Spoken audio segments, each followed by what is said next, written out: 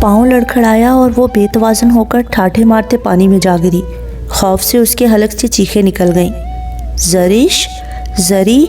سامان چند لمحے کچھ بھی سمجھ نہیں پایا۔ اس نے ہاتھ بڑھایا تھا تاکہ وہ اسے تھام کر نیچے اترے، مگر وہ ہاتھ نظر انداز کر کے کچے کی طرف سے خود اترنے لگی اور ایک دم گری، اور جب وہ سمجھا کہ سچویشن کیا ہے تو وہ فوراً دوسری طرف آ گیا۔ سامان بھائی، وہ گری ضرور تھی، اس کے ماتھے پر چٹان کا سرا لگنے سے گہری چوٹ آئی تھی۔ سامان احمد کو اپنی طرف دیکھ کر اس نے اپنے منتشر ہوتے حواس سنبھالنے کی کوشش کی، مگر درد سے نڈھال وہ ریت پر جھکتی چلی گئی۔ زری، تم ٹھیک تو ہو نا؟ پانی اتنا گہرا نہیں تھا۔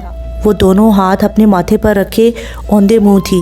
سامان احمد نے فوراً اسے کندھوں سے تھاما۔ زری، وہ جھکی ہوئی تھی۔ صرف ایک دفعہ سامان کو پکار کر وہ خاموش ہو گئی تھی۔ سامان احمد چیخا، اس کو سیدھا کیا۔ اس کے ماتھے کے بائیں طرف کنپٹی کے قریب سے خون کی لکیر بہہ رہی تھی۔ اوہ مائی گاڈ، زریش، یہ تو بلیڈنگ ہو رہی ہے۔ سامان کو ایک لمحے کے لیے کچھ سمجھ نہیں آئی کہ کیا کرے۔ زریش درد کی شدت سے نڈھال ہو رہی تھی، تکلیف دبانے کو لب بھینس رکھے تھے۔ ٹھاٹھے مارتے سمندر کی لہروں سے دونوں ہی بھیگ چکے تھے۔ اٹھو، چلو ہٹ میں چلتے ہیں۔ سامان احمد نے اس کے گرد بازو پھیلایا اور سہارا دے کر اٹھانے کی کوشش کی، مگر اس نے نفی میں سر ہلا دیا۔ مجھ سے نہیں چلا جاتا، میرا سر گھوم رہا ہے۔ دوپٹہ ماتھے پر رکھ کر اس نے سامان کو دیکھا۔ کیا ہوا ہے؟ اس سے پہلے کہ سامان احمد جواب میں کچھ کہتا، عقب سے آئی آواز پر دونوں ہی چونکے۔ سعید احمد اور علی دونوں ہی کھڑے تھے۔ زریش کے ماتھے سے خون بہتے دیکھ کر دونوں ہی ایک دم پریشان ہو گئے۔ زری، یہ کیا ہوا؟ کیسی لگی چوٹ؟ سعید احمد ایک دم بڑھے تو سامان ایک طرف ہو گیا۔ سعید احمد نے بے تابی سے اسے تھاما۔ وہ جو بمشکل اپنی تکلیف برداشت کر رہی تھی، رو دی۔ تایا ابو، وہ ان کے بازو میں منہ چھپا کر رو دی۔ انہوں نے سامان کو دیکھا۔ کیا ہوا؟ کیسی لگی چوٹ؟ یہاں سے گر گئی، پاؤں پھسل گیا تھا۔ اس نے چٹان کی طرف اشارہ کیا۔ علی، بہن کو سہارا دو، چلو زریش اندر ہٹ میں چلتے ہیں۔ انہوں نے متفکر کھڑے علی کو پکارا تو وہ فوراً آگے بڑھا۔ سعید احمد اور علی دونوں کے سہارے سے وہ ہٹ تک آئی۔ اندر سبھی اٹھ چکے تھے۔ زری، یہ کیا ہوا؟ جیسے ہی وہ دونوں کے سہارے اندر داخل ہوئی، نوشی اور فرید دونوں ہی دیکھ کر چیخ اٹھی۔ گر گئی ہے، علی نے بتایا۔ نوشی کا دل خون دیکھ کر کانپنے لگا۔ کیسے؟ نوشی نے فوراً اس کا بازو تھاما۔ زریش کے آنسو تیزی سے بہنے لگے۔ انہوں نے ہٹ کے کمرے میں لا کر اسے بٹھا دیا۔ زباریہ بھابھی اس کے دوپٹے سے ہی اس کا زخم صاف کرنے لگی۔ زخم زیادہ گہرا نہیں، مگر بینڈیج تو ضرور ہوگی، ورنہ بلیڈنگ نہیں رکے گی۔ اس کے ارد گرد سبھی موجود تھے۔ یہ وہاں کیا کر رہی تھی؟ جب ہم سب یہاں تھے تو یہ اکیلی وہاں کیوں گئی؟ طاہرہ بیگم علی کی زبانی چوٹ لگنے کی وجہ سن چکی تھیں۔ ایک دم ناگواری سے کہا۔ ان کی تیز ناگوار آواز پر کسی اور نے دھیان دیا ہو یا نہ دیا ہو، مگر سامان اور سعید احمد دونوں ہی چونکے۔ سامان نے ماں کا چہرہ دیکھا۔ کس قدر نفرت انگیز نظروں سے وہ زریش کو دیکھ رہی تھی۔ وہ سن کھڑا رہ گیا۔ بچی ہے، چلی گئی تھی، کیا پتا تھا چوٹ لگ جائے گی۔ سعید احمد بھی تاثرات نوٹ کر چکے تھے۔ وہ بھی تلخی سے بولے، اب اتنی بھی بچی نہیں ہے، سب چال بازیاں جانتی ہوں۔ اب کہ انہوں نے اندر کی کھولپن کا برملا اظہار کیا، کسی کی بھی موجودگی کا خیال نہیں کیا۔ سبھی حیران ہوئے کہ یہ اچانک انہیں کیا ہو گیا ہے۔ زریش نے الجھ کر دیکھا۔ کیا مطلب ہے تمہارا؟ سعید احمد بات کو بڑھانا نہیں چاہتے تھے، مگر طاہرہ بیگم کے لب و لہجے میں چھپی کاٹ انہیں ہضم نہیں ہو رہی تھی۔ آپ اچھی طرح جانتے ہیں میں کیا کہنا چاہ رہی ہوں، وہ تیز اور تلخ آواز میں کہہ کر کمرے سے نکل گئی۔ سامان نے تعجب سے باپ کو دیکھا جو اپنے غصے کو بمشکل کنٹرول کر رہے تھے۔ تھوڑی دیر پہلے جب طاہرہ بیگم کی آنکھ کھلی تھی تو کمرے سے نکل آئی۔ سامان کو نہ پا کر انہوں نے یوں ہی دوسرے کمرے میں جھانکا تو زریش بھی موجود نہیں تھی۔ ان کے اندر گویا آگ کے گولے جل اٹھے۔ سامان کے جذبات سے آگاہی نہ بھی ہوتی تب بھی وہ زریش کو کبھی برداشت نہ کر پائی، اور اب ان کا ذہن بہت دور تک بہت غلط انداز میں سوچ رہا تھا، اندر ہی اندر کھول رہی تھی۔ اسی لیے انہوں نے علی کو اٹھا کر باہر بھیجا تھا۔ اسی وقت سعید احمد بھی اس کے ساتھ ہو لیے تھے، مگر اب زریش اور سامان کو اچھا خاصا بھیگا دیکھ کر ان کے تن بدن میں بھڑکتی آگ مزید سلگنے لگی۔ ان کا ذہن بہت دور تک سوچ رہا تھا۔ सईद अहमद कुछ न समझते हुए भी ताहिरा की रफाकत का पस मंज़र कुछ कुछ समझ रहे थे। उन्हें अपने बच्चों के सामने बीवी के इस लबो लहजे पर रह रह कर ताव आ रहा था। ये जुबारिया, नौशी और जरिश भी क्या सोचती होंगी। उन्होंने सुलगती नज़र दरवाजे के बाहर टेरेस पर झुके ताहिरा बेगम के वजूद पर डाली, फिर तलखी से सर झटका। समान अहमद उनके एक एक तासुर का बगौर जायज़ा ले रहा था। जुबारिया बेटा, ज़्यादा परेशानी वाली बात तो नहीं है? उन्होंने अपने गुस्से को पसे पुश डालकर पूछा, जो अब टिश्यू से जरिश के ज़ख्म को साफ कर रही थी। जुबारिया ने नफ़ी में सर हिलाया। नहीं पापा, लेकिन डॉक्टर को दिखा देना चाहिए। फर्स्ट एड का सामान होता तो मैं ही ड्रेसिंग कर देती, लेकिन अभी डॉक्टर को दिखा देना चाहिए। समंदरी पानी ज़ख्मों के लिए नुकसानदेह भी साबित हो सकता है। उन्होंने सर हिलाया, फिर जेब से चाबी निकालकर बिल्कुल खामोश खड़े समान अहमद की तरफ बढ़ाई। जाओ समान, जरिश को डॉक्टर के पास ले जाओ, बैंडेज वगैरह करवा कर ले आओ। रात तो यही है, ऐसे में ज़ख्म ख़राब भी हो सकता है। समान अहमद ने ताज्जुब से बाप को देखा। गाड़ी की चाबी तो उसके अपने पास भी थी, लेकिन सईद अहमद के तासुरात नाकाबिले फ़हम थे। जी, मैं अपनी गाड़ी निकालता हूँ, आप जरिश को ले आए। दूसरे कमरे में जाकर उसने अपना पर्स उठाया, जो लेटने से पहले उसने साइड टेबल पर रखा था और उठने के बाद उठाना भूल गया था। गाड़ी की फ्रंट सीट पर जरिश को बिठाकर सईद अहमद ने दरवाज़ा बंद कर दिया। ध्यान से ले जाना, और जरिश बेटा परेशान नहीं होना, छोटा सा जख्म है, ठीक हो जाएगा। ताहिरा बेगम की जिद में वो जानबूझकर जरिश को सामान के हमरा भेज रहे थे। टेरेस पर झुकी ताहिरा बेगम दोनों को जाता देखकर बल खाकर रह गई। वो पाँव पटकती वहाँ से हट गई। सामान ने गाड़ी स्टार्ट की तो सईद अहमद पीछे हट गए। ज़्यादा दर्द तो नहीं हो रहा है? खून रुक चुका था, ताहम तकलीफ तो बरकरार थी। सामान ने पूछा तो जरिश मुस्कुराई। हो रहा है, मेरी अपनी गलती है, मुझे अकेले वहाँ नहीं जाना चाहिए था। अगर चली गई थी तो उधर चट्टान पर जाकर नहीं बैठना चाहिए था। कितनी ऊंची थी, बैठ तो आराम से गई, मगर उतरते हुए पाँव फिसल गया। वो सर झुकाए नदामत से कह रही थी।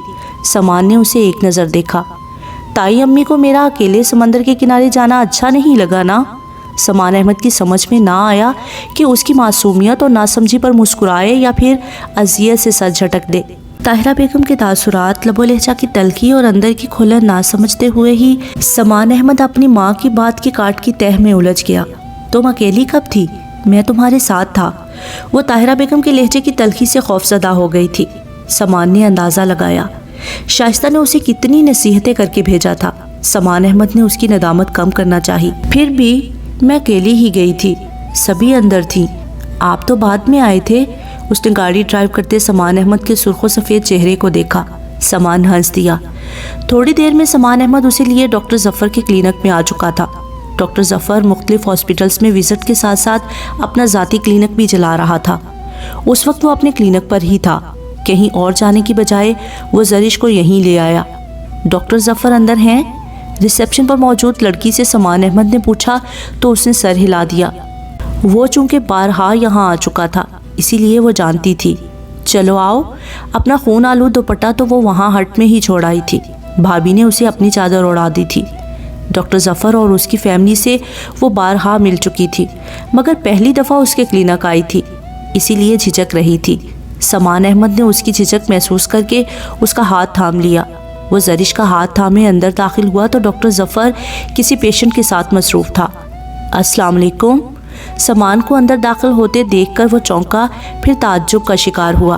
काफ़ी दिनों बाद समान को देख रहा था, लेकिन जैसे ही नज़र उसके अकब से झांकते वजूद पर पड़ी तो खुशगवार हैरत से मरीज़ को वहीं छोड़कर उठ खड़ा हुआ। वालेकुम अस्सलाम, तुम यहाँ? खैरियत? उसने समान को आगे बढ़कर गले लगाया। अंदर दाखिल होते ही समान ने जरिश का हाथ छोड़ दिया था, जिसे जफ़र ने भी देखा था। आप जरिश ही हैं? कैसी हैं आप? वो झेंप गई, फ़ौरन सर हिलाया। आएँ, बैठें प्लीज़। उसने टेबल की तरफ रखी कुर्सियों की तरफ इशारा किया। दोनों बैठ गए। एक मिनट, मैं ज़रा अपने पेशेंट को देख लूँ। उसने माजरत ख़्वाहाना मुस्कुराहट से देखते हुए अपने मरीज़ की तरफ तवज्जो दी। 5 मिनट में फ़ारिग होकर वो उनकी तरफ मतवज्जा हुआ। हाँ, अब फरमाइए समान अहमद साहब, इतने अरसे बाद कैसे मेरे गरीब खाने की याद आ गई? वो तंज़िया कह रहा था। समान मुस्कुराया। पहले अपनी इन मरीज़ा को देख लो, फिर तंज़ फरमा लेना। उसने साथ बैठी जरिश की तरफ इशारा किया। वो फ़ौरन संजीदा हो गया। کیوں، کیا ہوا؟ اس نے فوراً زرش کو دیکھا جو پیشانی تک چادر پھیلائے بیٹھی تھی۔ پہلی دفعہ وہ اسے یوں چادر میں لپٹی لپٹائی دکھائی دی۔ بہت حیرت ہوئی۔ گرنے سے پیشانی پر چوٹ لگ گئی ہے، ذرا چیک کر لو، شاید ڈریسنگ کی ضرورت ہے۔ ظفر نے فوراً سامان کی بات پر سر ہلایا۔ آپ ادھر آئیں۔ وہ خاموشی سے اٹھ کر مریض والی مخصوص چیئر پر آ بیٹھی۔ کہاں چوٹ آئی ہے؟ ظفر نے پوچھا تو اس نے آہستگی سے چادر پیشانی سے ہٹا دی۔ 1-2 منٹ اس نے زخم کا جائزہ لیا، پھر اپنی کولیگ لیڈی ڈاکٹر کے پاس نرس کے ہمراہ بھیج دیا۔ ویسے بھائی، تمہیں اس چاند کے ٹکڑے کے ہمراہ میری یاد کیسے آ گئی؟ شہر میں اور بھی بہت سے ڈاکٹر ہیں، ڈاکٹر ظفر نے طنز فرمایا تو سامان ہنس دیا۔ مگر ان میں کوئی ڈاکٹر ظفر نہیں ہے۔ سامان کی بات پر اس نے گھورا، پھر ہنس دیا۔ زرش کو چوٹ کیسے لگی؟ چیئر کو چھوڑتے ہوئے اس نے پوچھا۔ ہاکس بے کا پروگرام تھا، وہیں چٹان پر سے پاؤں پھسلا تو گر گئی۔ سامان کی بات پر اس نے سر ہلایا۔ اکیلے تھے کہ؟ ظفر کی ادھوری بات پر سامان نے اسے گھورا۔ پوری فیملی کے ساتھ تھے، شرم کرو۔ ہاں تو یوں کہو نا، تم پروگرام کا کہہ رہے تھے۔ اب پروگرام میں تو کیا کچھ آ سکتا ہے، اور انسان بہت کچھ سمجھ بھی سکتا ہے۔ اس کے ہونٹوں پر مچلتی شرارتی مسکراہٹ کو سامان نے تعصب سے دیکھا۔ تمہارا ذہن صرف انہی خرافات میں الجھ سکتا ہے، اور کچھ نہیں۔ ہاں، ذہن کی بات ہے، اس نے سامان کو بتانا چاہا تھا۔ سامان نے غصے سے دیکھا تو وہ ہنس دیا۔ زرش کو تمہارے ساتھ آتا دیکھ کر بہت اچھا لگا۔ ویسے تم کب مٹھائی کھلا رہے ہو؟ تمہارے گھر والے اس معاملے کو کب تک فائنل کر رہی ہیں؟ ڈاکٹر ظفر سے سامان نے بہت سی باتوں کا ذکر مناسب نہیں سمجھا تھا، اسی لیے اب بھی وہ چپ ہو گیا۔ بہت جلدی ہے تمہیں مٹھائی کھانے کی؟ اس نے بات اڑانا چاہی تو ظفر ہنس دیا۔ آف کورس، میرا ایک ہی تو چہیتا یار ہے، اس کی منگنی کی مٹھائی نہ کھاؤں تو ڈوب مرنے کا مقام ہے۔ تو پھر ڈوب مرو، ابھی مٹھائی کا دور دور تک کوئی ذکر نہیں۔ سامان کا انداز بہت سرسری سا تھا۔ ظفر نے اسے غور سے دیکھا۔ وجہ؟ کوئی خاص نہیں، امی ابو جب تک کسی ایک فیصلے پر متفق نہیں ہو جاتے تمہاری مٹھائی کی حسرت حسرت ہی رہے گی، سامان نے اب بھی سرسری انداز میں بتایا۔ ظفر نے سنجیدگی سے اسے دیکھا۔ سامان جس قدر سرسری انداز میں بات کر رہا تھا، معاملہ اتنا بھی سرسری نہ تھا۔ اس نے اندازہ لگا لیا تھا اگر انکل آنٹی کبھی ایک فیصلے پر متفق نہ ہوئے تو؟ اس کی زبان پر خدشہ آ ٹھہرا۔ تو وقت بہتر فیصلہ کرنے والا ہے۔ سامان احمد نے کندھے اچکائے۔ اور زرش، بھول پاؤ گے اسے؟ وہ متفکر سا پوچھ رہا تھا۔ کیا وہ اس قابل ہے کہ کوئی اسے بھول پائے؟ ٹیبل پر انگلیاں پھیرتے سامان نے کہا تو ڈاکٹر ظفر کئی ثانیے تک سر کو جنبش دیے بغیر سامان کو دیکھتا رہا، جس کے لہجے میں ایک دم بے چارگی اور ملال سمٹ آیا تھا۔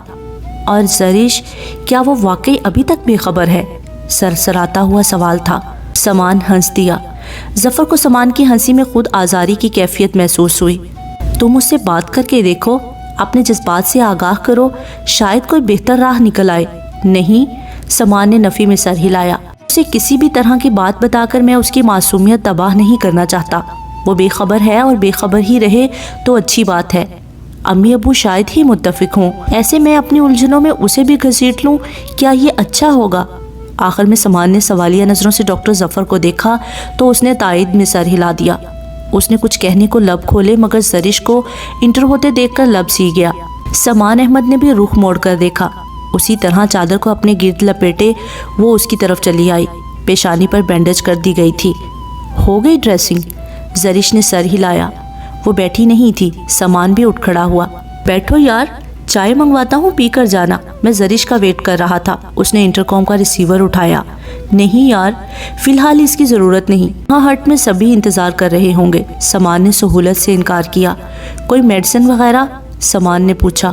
یہ کریم لکھ رہا ہوں، زخم کو ایک ہی دن میں منتمل کر دے گی، ساتھ میں پین کلرز ہیں، درد میں افاقہ دیں گی۔ اس نے چٹ میں چند الفاظ گھسیٹ کر نسخہ سامان کی طرف بڑھایا۔ کوئی فیس وغیرہ؟ سامان نے پرس نکالا۔ سامان؟ ڈاکٹر ظفر نے پیپر ویٹ اٹھا لیا۔ اس کے اس انداز سے سامان تو ایک طرف زرش بھی ہنس دی۔ اوکے، تم حساب کتاب کر لینا، کسی دن ڈنر پر چلیں گے۔ سامان نے پرس واپس جیب میں رکھ لیا۔ ڈاکٹر ظفر نے برا مناتے ہوئے کہا، دیکھ رہی ہیں مس زرش، مروت نام کو نہیں ہے اس بندے میں، اور مجال ہے کبھی احسان لے لے کسی کا، شرمندہ کر کے رکھ دیتا ہے یہ بندہ۔ سامان احمد مسکرانے لگا۔ ڈنر کی فکر نہ کرو، فیس کا الگ کھاتا رکھ لو، پھر کبھی معاملہ کلیئر کروں گا۔ ڈنر ڈن، جب کہو گے میں آ جاؤں گا، بشرط کہ زرش بھی ساتھ ہوں۔ کیوں زرش، ساتھ دیں گی ہمارا ڈنر میں؟ اس نے براہ راست زریش کو مخاطب کیا۔ وہ ایک دم جھمپی، پھر سمان احمد کو دیکھا، وہ مسکرا رہا تھا۔ اس نے نفی میں گردن ہلائی۔ حسرت ان غنچوں پہ جو بن کھلے ہی۔ سمان کی طرف معنی خیز نظروں سے تکتے اس نے ٹھنڈی آہ بھری۔ سمان نے تنبیہی نظروں سے گھورا، مگر وہ کب باز آنے والا تھا؟ جانے نہ جانے، گل ہی نہ جانے، حال ہمارا باغ تو سارا جانے ہے۔ اس نے سر کھجاتے سر دھنا۔ ظفر؟ سمان کو اس کی گنگناہٹ پر ٹوکنا پڑا۔ زریش خواہ مخواہ پزل ہو رہی تھی۔ ظفر ہنس دیا۔ Okay, best wishes, good luck. سمان سے ہاتھ ملاتے ہوئے بھی وہ شرارت سے باز نہیں آیا۔ وہاں سے نکل کر زریش کو سامان گاڑی میں بیٹھنے کا کہہ کر خود میڈیکل سٹور کی طرف پڑ گیا۔ میڈیسن لے کر وہ لوٹا تو زریش گاڑی سے ٹیک لگائے منتظر تھی۔ چلو بیٹھو۔ زریش کے ہاتھ سے گاڑی کی چابی لے کر فرنٹ سیٹ کا دروازہ زریش کے لیے کھول دیا۔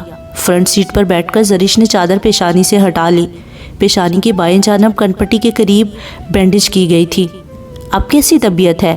درد تو نہیں ہو رہا؟ سامان نے گاڑی سٹارٹ کرنے سے پہلے پوچھا۔ زریش نے نفی میں سر ہلایا تو سامان نے مطمئن ہو کر گاڑی سٹارٹ کی۔ آج پھر اس کے اندر ایک تلاطم برپا تھا۔ ایک آگ سی لگی ہوئی تھی، ہر چیز جلتی ہوئی محسوس ہو رہی تھی۔ اس ایک چہرے کو دیکھنے کی طلب اتنی شدید تھی کہ وہ آفس سے اٹھ کر سیدھا اس کے گھر کی طرف چلا آیا، مگر بند گیٹ کے سامنے گاڑی روکے وہ کتنی دیر تک ساکت و جامد اپنی سیٹ پر بیٹھا رہا۔ اندر جا کر کیا کہوں گا کہ کیوں چلا آیا میں، اور وہ نویرا، وہ کیا سوچے گی؟ شارق زمان دیوانگی کی نہ جانے کس حد پر تھا، غور و فکر، سوچ و سمجھ کی حد سے بالا تر۔ نویرا کی طلب دن بہ دن اس کے اندر بڑھتی جا رہی تھی۔ وہ اس کے لیے نہیں تھی، وہ اچھی طرح جانتا اور سمجھتا تھا، مگر یہ پاگل دل بعض اوقات دل بری طرح رسوا کرواتا ہے۔ یہ دل کے معاملات بھی بڑے عجیب ہوتے ہیں، وہ کچھ کروا لیتی ہیں جو انسان کے وہم و گمان میں بھی نہیں ہوتا۔ کبھی اس نے سوچا بھی نہیں تھا کہ اس کی زندگی میں ایسا کوئی بے بسی و لاچاری بھرا مقام آئے گا جب وہ اپنے دل کے ہاتھوں ہی بے بس ہو جائے گا۔ کتنی تعویلیں، ہزاروں بہانے گھڑ کر وہ دل کو سمجھا چکا تھا، لیکن یہ دل کچھ سمجھنے پر آمادہ ہی نہیں تھا۔ وہ اپنی ہی بے لگامی دور کرنے کو دوبارہ وہ سب کچھ اختیار کر رہا تھا۔ وہی پرانے دوستوں کی صحبت، وہی رنگ و بو کی محفلیں۔ ہزار جتن کر رہا تھا وہ ایک دل کے لیے، مگر دل کسی اختیار میں نہ تھا، کسی طرح قابو میں نہیں آ رہا تھا۔ صرف ایک رٹ تھی، نویرا نویرا نویرا۔ وہ کچھ بھی نہیں مانتا، مگر خاندانی اصول و قواعد اس کے سامنے پھن پھیلائے آ کھڑے ہوتے تھے۔ وہ اچھی طرح جانتا تھا کہ اگر ایک دفعہ اس کی زبان سے نویرا کا نام اس انداز میں کسی بڑے نے سن لیا تو ہر طرح کا تعلق توڑ لیں گے۔ اسے تعلق کی پرواہ نہیں تھی، اسے رشتوں کی بھی پرواہ نہیں تھی۔ جب زندگی کا سب سے اہم تعلق، اہم رشتہ اس کا نہ بن سکا تو باقی رشتوں کو وہ خاک اہمیت دیتا۔ لیکن یہاں بات دل کی تھی، اس کی طلب کی تھی۔ دل نے پہلی دفعہ ٹوٹ کر کسی کو چاہا تھا، کسی کا تقاضا کیا تھا، مگر ہزار مصلحتیں اس کے پاؤں زنجیروں سے جکڑے بیٹھی تھیں۔ کتنی بندشیں، کتنی مشکلیں تھیں جو اس کی راہ میں حائل تھیں۔ وہ مشکل پسند بندہ ضرور تھا، اسی مشکل پسندی نے اسے کس کس منزل سے نہ گزارا تھا، حتیٰ کہ اپنی ذات کو بھی مشکل بنا لیا تھا۔ لوگ اسے محبت ضرور کرتے تھے، مگر پیٹھ پیچھے نفرت بھی دگنی کرتے تھے۔ وہ جانتا تھا، سب جانتا تھا، مگر اب سمجھنے کا دور گزر چکا تھا، عادتیں پختہ ہو چکی تھی۔ بہت چاہنے کے باوجود بھی وہ پرانی حرکتوں سے ہاتھ کھینچ نہیں سکتا تھا۔ لیکن یہ دل کی طلب۔ شارق زمان نے ایک گہری سانس حلق سے خارج کر کے گاڑی سے باہر قدم رکھا۔ گاڑی لاک کر کے اس نے گیٹ بجایا۔ 5 منٹ بعد خالہ نے گیٹ کھولا۔ السلام علیکم۔ وہ فوراً سلام بجا لایا۔ ارے شارق آیا ہے؟ وعلیکم السلام، جیتے رہو۔ انہوں نے ایک دم خوش ہو کر پیار کیا۔ آؤ اندر چلو۔ وہ دروازے سے ہٹ گئی تو وہ اندر آ گیا۔ وہ اسے لاؤنج میں لیے چلی آئیں۔ شام سے 1.5 گھنٹے پہلے کا وقت تھا۔ بھابھی رات کے کھانے کا اہتمام کرنے میں مصروف تھیں، جبکہ نویرا لاؤنج میں قالین پر بیٹھی فریم میں قمیض لگائے موتی لگانے میں مصروف تھی۔ آ جاؤ بیٹا، اندر آ جاؤ۔ وہ لاؤنج کے دروازے پر رک گیا۔ اماں نے کہا تو نویرا نے سر اٹھا کر دیکھا۔ شارق زمان کو دیکھ کر وہ چونک گئی۔ فوراً سر سے پھیلا دوپٹہ دوبارہ جمایا۔ السلام علیکم۔ وہ اندر آ گیا۔ نویرا نے سر ہلایا۔ کیسی ہو؟ گڑیا اس کے پاس ہی قالین پر اپنے کھلونوں سے کھیل رہی تھی۔ شارق زمان اس کے مقابل صوفے پر ٹک گیا۔ میں الحمدللہ ٹھیک ہوں، آپ سنائیں، خالہ جان کیسی ہیں؟ ٹانگیں سمیٹ کر اپنی نشست بدل کر وہ دیوار سے ٹیک لگا کر بیٹھ گئی۔ بالکل ٹھیک ہے، ہاں کبھی کبھار طبیعت خراب ہو جاتی ہے تو ڈاکٹر کو بلانا پڑتا ہے، ورنہ تو ٹھیک ہی ہے، شارق زمان نے پرسکون لہجے میں کہا۔ نبیل ابھی تک نہیں آیا؟ ارد گرد دیکھتے ہوئے شارق نے پوچھا۔ نہیں، آج کل لیٹ آ رہا ہے، تقریباً مغرب کے بعد ہی آتا ہے، اماں نے کہا تو اس نے سر ہلا دیا۔ ادھر ادھر دیکھتے ہوئے نظریں واپس نویرہ پر آ ٹھہری تھی۔ چند ثانیے وہ دیکھتا رہا، وہ موتی لگانے میں مصروف تھی، ورنہ شارق کی محویت پر ضرور ناگواری کا اظہار کرتی۔ نبیل سے کوئی کام تھا؟ اماں نے پوچھا تو شارق زمان خفت کا شکار ہو گیا۔ نہیں، یوں ہی ادھر سے گزر رہا تھا، سوچا آپ لوگوں کی خیریت بھی معلوم کرتا چلوں، اس نے سکون سے کہا۔ نویرہ نے ایک پل کو سر اٹھا کر دیکھا، پھر اپنے کام میں مصروف ہو گئی۔ اماں ایک دم خوش ہو گئی۔ شارق کم ہی آتا تھا لیکن اب ان کے ہاں آنے لگا تھا، ان کے لیے یہ خوشی کا مقام تھا۔ وجہ جو بھی تھی، ان کا ذہن کہیں اور جا ہی نہیں سکتا تھا، بس اسی بات پر خوش تھیں کہ اسے بھی رشتوں کی قدر کا احساس ہونے لگا ہے۔ اماں اور شارق بڑی خالہ کی طبیعت کو ہی ڈسکس کرنے لگے۔ نویرہ اپنا کام کرتی رہی۔ اس دوران نبیلہ کچن سے ادھر آئی تو شارق کو دیکھ کر حیران ہو گئی۔ ارے شارق صاحب آئی ہیں، کیسے ہیں آپ؟ ٹھیک ہوں، آپ سنائیں؟ شارق کھڑا ہو گیا، سلام دعا کر کے بیٹھا تو نبیلہ بھی نویرہ کے پاس آ بیٹھی۔ نبیلہ بیٹا، شارق کے لیے کھانے پینے کو کچھ لے آؤ۔ اماں کے کہنے پر وہ فوراً اٹھ کر چلی گئی۔ آپا کی طبیعت کی طرف سے بڑی فکر مندی رہتی ہے، اس عمر میں معذوری اللہ کسی دشمن کو بھی نہ دکھائے، بڑا دل دکھتا ہے، ڈاکٹر وغیرہ سے بات کر کے دیکھو، ہو سکتا ہے مصنوعی ٹانگ کا بندوبست ہو ہی جائے۔ اماں کے کہنے پر شارق نے سر ہلایا۔ ڈاکٹر سے تو مسلسل رابطہ رہتا ہے، فیزیو تھراپسٹ سے ہر ماہ ملاقات ہوتی ہے، اب اماں کا تفصیلی چیک اپ ہونا ہے، مگر اماں خود ہی ابھی مصنوعی ٹانگ لگوانے کے حق میں نہیں ہے، آپ لوگ سمجھائیں، شاید آپ کی بات مان جائیں۔ نویرہ نے سر اٹھا کر دیکھا، وہ خالہ کے متعلق واقعی فکر مند دکھائی دے رہا تھا، ورنہ خالہ سے متعلق اس کا رویہ خاصا سرد ہی ہوتا تھا۔ اللہ بہتری کرے گا، میں آپا سے بات کروں گی، ہو سکتا ہے مان ہی جائیں، اس طرح کم از کم اپنا بوجھ تو خود سہار سکیں گی۔ بہن کی معذوری سے متعلق اماں کتنی پریشان و متفکر رہتی تھیں، نویرہ اچھی طرح جانتی تھی۔ وہ مسکرا کر دوبارہ سر جھکا گئی۔ ضرور کیجیے گا، میری تو بات مانتی ہی نہیں، صرف ایک شرط، آپ بات کر کے دیکھ لیں، ہو سکتا ہے آپ کی بات مان لیں۔ اماں نے سر ہلایا تو نبیلہ بھابی ٹرے میں چائے بسکٹ وغیرہ کے لوازمات اٹھائے چلی آئیں۔ آپ ان کی صحت کے لیے ان کی شرط مان کیوں نہیں لیتے؟ شرط کیا تھی؟ سارا خاندان جانتا تھا۔ بھابی نے چھوٹی تپائی پر لوازمات سجاتے ہوئے شارق زمان کو دیکھا۔ ہاں بیٹا، اور کتنی دیر کرو گے اپنی شادی میں؟ تم، نبیل اور نواز ہم عمر ہی ہو، بس 2 سال کا فرق ہے تم تینوں میں۔ اس بڑھاپے میں آپا کی ساری امیدیں تم سے ہی وابستہ ہیں، کب تک یوں ہی رہو گے؟ نبیل کی ماشاءاللہ سے بیٹی ہے، نواز بھی 1-2 ماہ کے وقفے سے کنارے لگ جائے گا، اب صرف تم رہ جاتے ہو۔ آپا کو اصل پریشانی تمہاری طرف سے ہے، ان کی خواہش اتنی بیجا بھی نہیں، مانا کہ تم ان کو سگی ماں نہیں گردانتے، مگر انہوں نے تمہیں ہمیشہ سگی اولاد سے بڑھ کر ہی چاہا ہے۔ انہوں نے بھی ایک دم وہ موضوع چھیڑ دیا تھا جس سے وہ ہمیشہ ہی پہلو تہی کر جاتا تھا، بعض اوقات تو بھڑک بھی اٹھتا تھا، اب بھی لب بھینچ گیا۔ نبیلہ نے شارق کو چائے کا مگ تھمایا تو اس نے خاموشی سے تھام لیا۔ بھاپ اڑاتی چائے کے کپ کو گھورتے اس نے ایک نظر نویرہ کو بھی دیکھا، جو بظاہر اپنے کام میں مصروف تھی، مگر ساری توجہ ادھر ہی مبذول تھی۔ اب بھی شارق کی نگاہ سے نگاہ ملی تو فوراً سر جھکا لیا۔ شارق زمان کے اندر ہر طرف دھواں دھواں سا سما ہونے لگا۔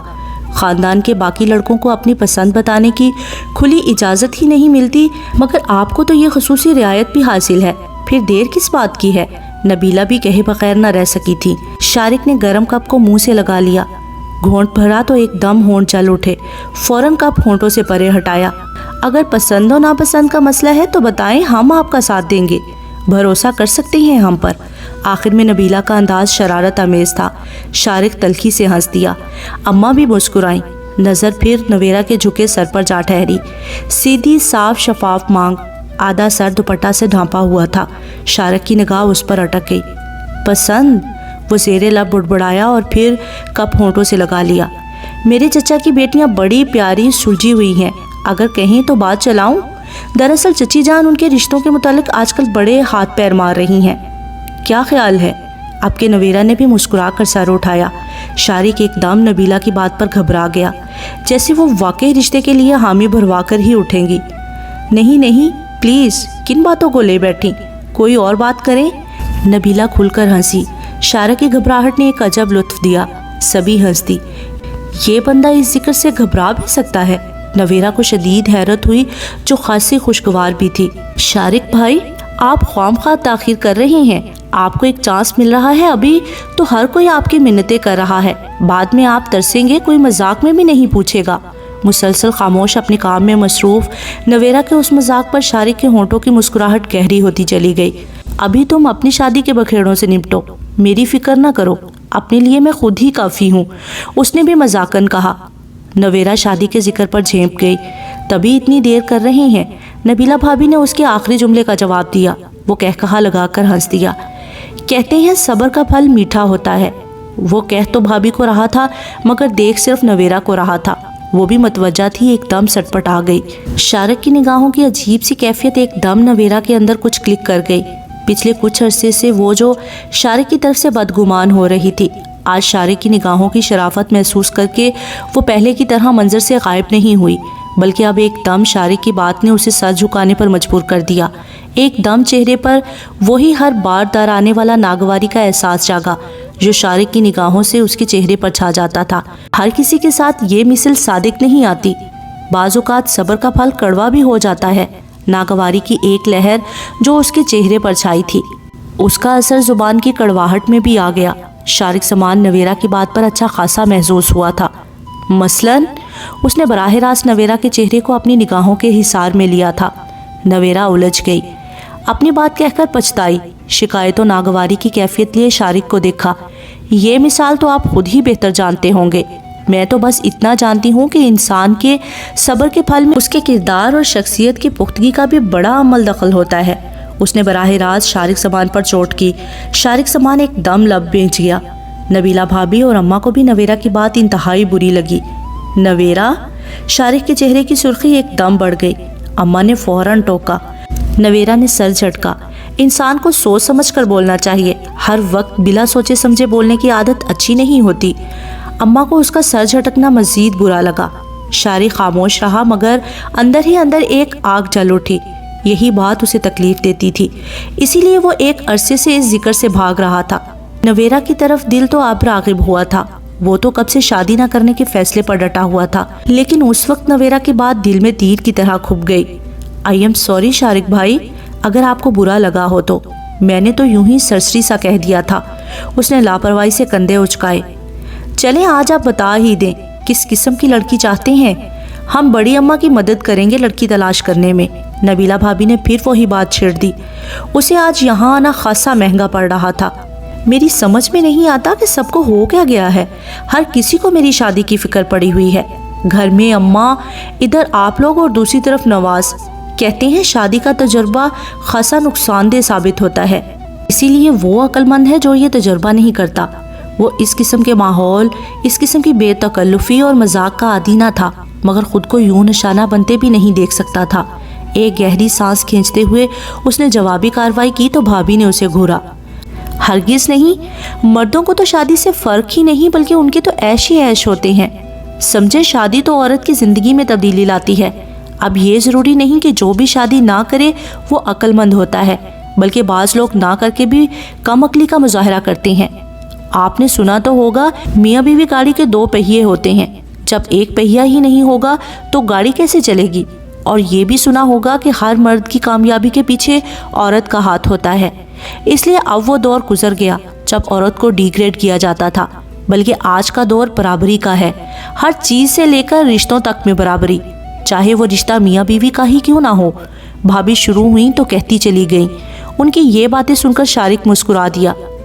आप जब किसी एक मफरूज़े पर कारबंद होकर किसी फैसले पर जम जाते हैं तो भी ये रवश बाज़ों का तकलीफ दे साबित होती है। शादी ब्याह खेल नहीं, ना ही महज तफरीह का सामान है। निकाह सुन्नत नबवी है, ये एक मुकद्दस फरीज़ा है। यूं कहें, निकाह एक किला है। उस किले के अंदर आकर मर्द और औरत शैतान की शर से बच जाते हैं, बहुत सी बुराइयों और सियाहकारियों से भी बच जाते हैं। भाभी ने बड़ी संजीदगी से गुफ्तगू का रुख उस तरफ मोड़ा کہ جہاں شارق سامان کی اپنی ذات موضوع بحث بن سکتی تھی۔ شارق ایک ایک لفظ بغور سنتا اور پہلو بدلتا رہا۔ اب اسے احساس ہونے لگا کہ اس نے یہاں آ کر غلطی کی ہے۔ اب ایسی بھی کیا بے اختیاری کہ انسان صرف ایک وجود کے لیے اپنی ذات کو یوں موضوع بحث بنوا ڈالے۔ شارق زمان کے چہرے کے نہ صرف تاثرات بدل گئے تھے بلکہ وہ لب بھی بھیج گیا تھا۔ اس کے چہرے کے تاثرات اس قدر واضح تھے کہ اماں نے بغور شارق کا چہرہ دیکھا اور آنکھوں ہی آنکھوں میں نبیلہ کو چپ رہنے کا اشارہ کیا۔ چھوڑو ان باتوں کو، تم سناؤ اخبار کے علاوہ اور کیا کرتے رہتے ہو؟ فاروق بھائی کے ہاں بھی جاتے ہو یا نہیں؟ انہوں نے خود ہی موضوع بدل دیا۔ شارق کے بھینچے لب ایک دم گہری سانس کی صورت اختیار کرتے ہوئے پرسکون ہو گئے۔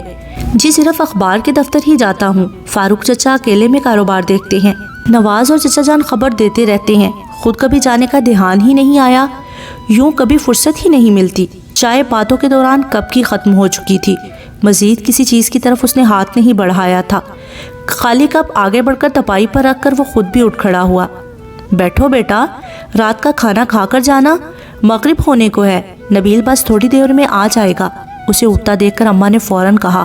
شارق نے نفی میں سر ہلایا۔ نہیں، چلتا ہوں، ایک دو دوستوں سے بھی ملنا تھا، بس ادھر سے گزرا تو چلا آیا، پھر کبھی چکر لگاؤں گا۔ نویرا نے دیکھا بلیک 3 پیس سوٹ میں ملبوس اچھا خاصا وجیح لگ رہا تھا۔ یہ سچ تھا کہ شارق زمان خاندان بھر میں اپنی وجاہت و شخصیت کی خوبصورتی میں بے مثل تھا، مگر اس کے کردار نے اس کی طرف سے نویرا کا دل اچاٹ کر دیا تھا۔